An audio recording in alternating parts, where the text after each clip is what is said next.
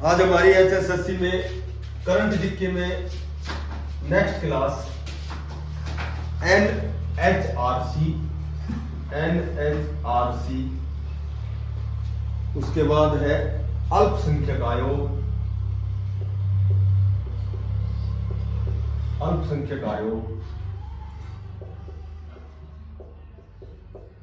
उसके बाद ST आयोग,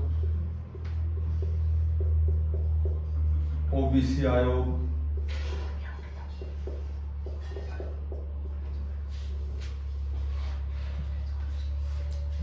सबसे पहले NHRC national women right commission.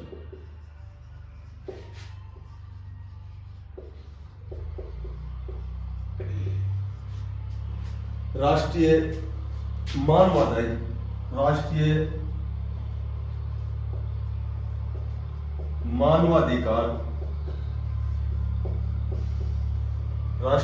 मानवाधिकार आयोग NHRC। इसके जो वर्तमान में अध्यक्ष हैं अरुण कुमार मिश्र।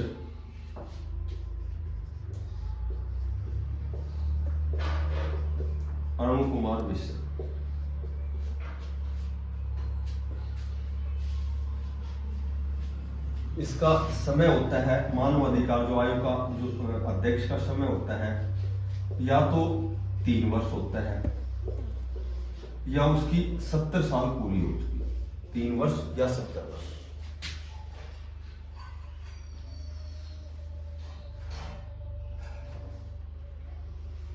यह आयोग जो होता है मानव के जो अधिकार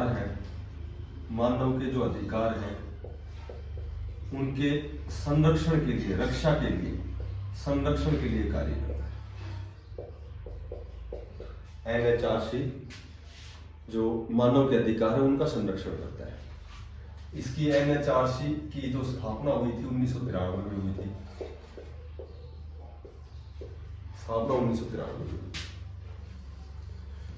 मानव के 6 मूल अधिकार है। पहले 7 थे, संपत्ति का अधिकार हटा दिया, 6 अधिकार, समानता का, स्वतंत्रता का, धर्म संस्कृति का, 6 जो मौलिक अधिकार उनकी रक्षा करता है राष्ट्रीय मानवाधिकार आयोग। ठीक है। मानवाधिकार जो दिवस मनाया जाता है, मानवाधिकार दिवस, ये 10 दिसंबर को मनाया जाता है। राष्ट्रीय जो मानवाधिकार दिवस मनाया जाता है 10 दिसंबर को मनाया जाता है। टोटल मानवाधिकार ये जो आयोग है ये कितने राज्यों में है? 26 राज्यों में। ये टोटल 26 राज्यों में है। कुल 26 राज्यों में मानव अधिकार आयोग है।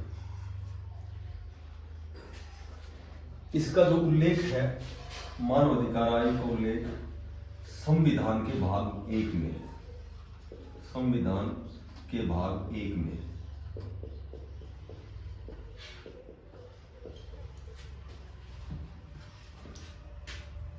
संविधान के भाग 1 में है। इसका मुख्यालय दिल्ली में है। ये जो आयोग है इसका जो हेडक्वार्टर है, मुख्यालय है, वो दिल्ली में है।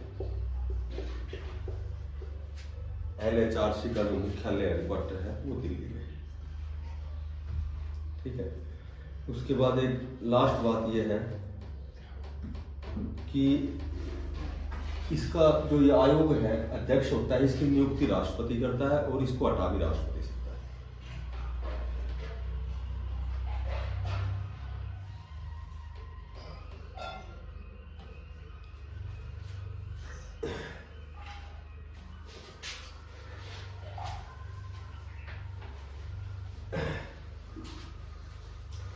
उसके बाद अल्पसंख्यक आयोग।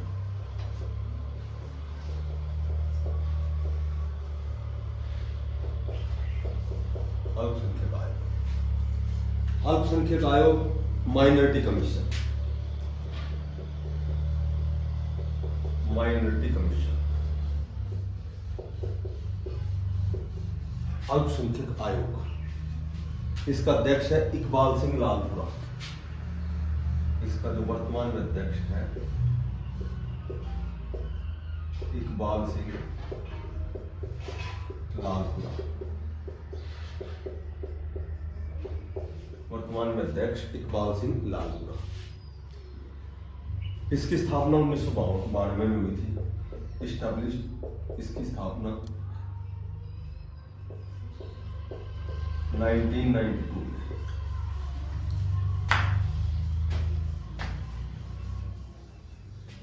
इसमें एक अध्यक्ष होता है और 5 एक अध्यक्ष होता है और उसके साथ 5 और सदस्य होते हैं, टोटल 6 होते हैं।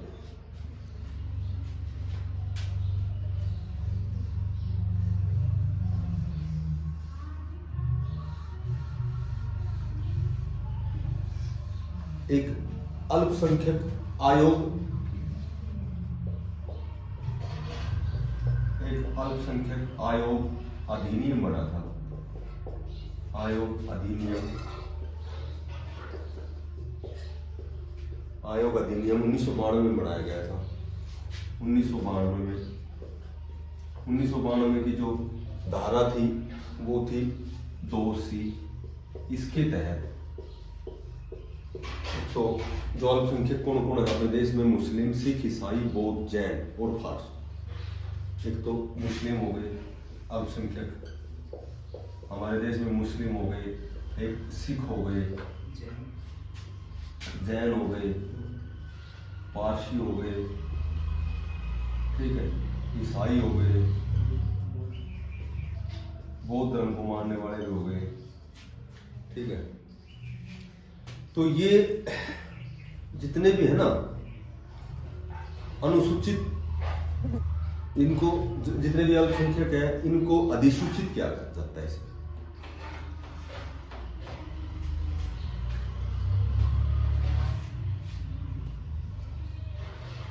इनको अधिसूचित किया जाता है।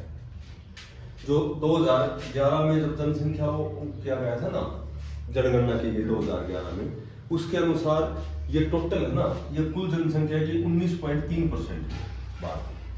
ये सारे मुस्लिम, सिख, जैन, पारसी, ईसाई, बौद्ध, ये सारे कुल जनसंख्या की 19.3% है। इसलिए इनको माइनॉरिटी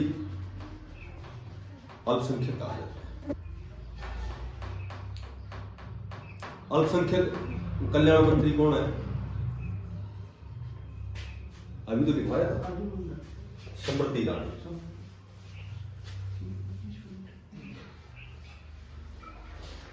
अगला है एसटी आयोग। ST schedule. एसटी आयोग क्या होता है? शेड्यूल ट्राइब, शेड्यूल ट्राइब, अनुसूचित जनजाति, अनुसूचित जाति होती है और एक जनजाति होती है।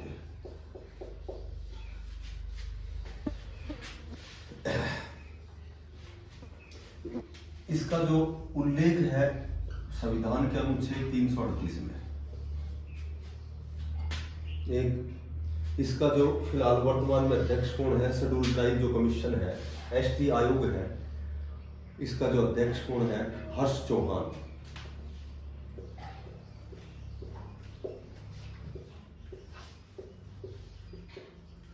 हर्ष चौहान एसटी आयोग का जो अध्यक्ष है, हर्ष चौहान। कितने वर्ष के लिए बनता है ये? 3 वर्ष के लिए।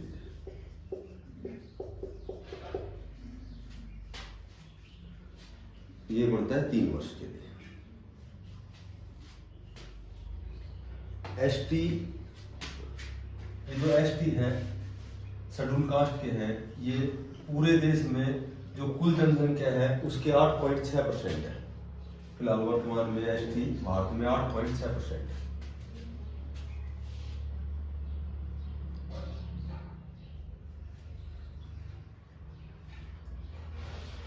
एक 77वां संशोधन किया गया है, ठीक है। संविधान के 77वें संशोधन के तहत जो भी एसटी की जो पदोन्नति है पद में उन्नति, प्रमोशन, पद की जो पदोन्नति है अनुच्छेद 16(4)(a) जोड़ा गया है।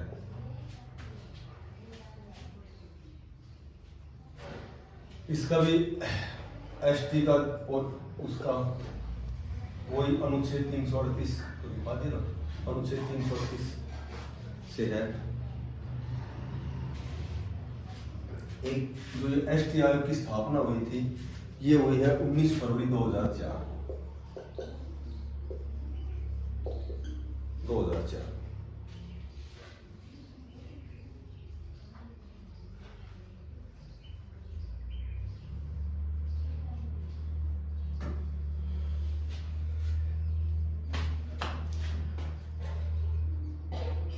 उसके बाद आता है ओबीसी।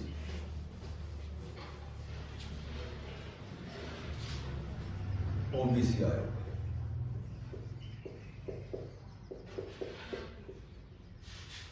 ओबीसी आयोग अदर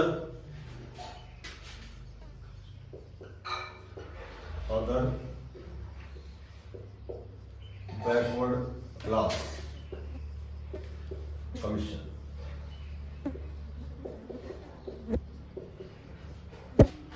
पिछड़ा वर्ग, अन्य पिछड़ा वर्ग। तो ओबीसी के जो अध्यक्ष हैं हंसराज अहीर, इसका जो अध्यक्ष है हंसराज गंगाराम अहीर।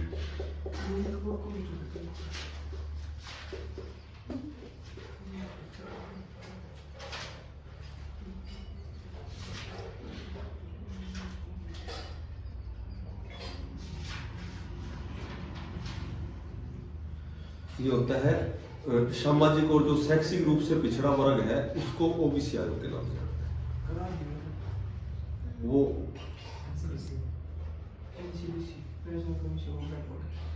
करवा दे। ठीक है, इसमें एक छोटी सी बात है सिर्फ ओनली कि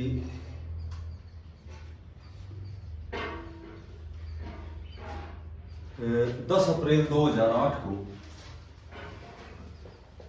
10 अप्रैल 2008 को जो सर्वोच्च न्यायालय है, जो उच्चतम न्यायालय है, उच्चतम जो न्यायालय है उसने ओबीसी के लिए 27% कोटा दिया, 27% हिस्सा आरक्षित कर दिया। एक छोटी सी बात कि एक तो अनुच्छेद 29 है संविधान में और एक अनुच्छेद 30 है। तो जो 29 है इसमें तो जो ओबीसी है इनके हितों की रक्षा होती है, और अनुच्छेद जो 30 है इसमें शैक्षणिक शिक्षा से संबंधित शैक्षणिक रक्षा कह सकते हो, शिक्षा से संबंधित है।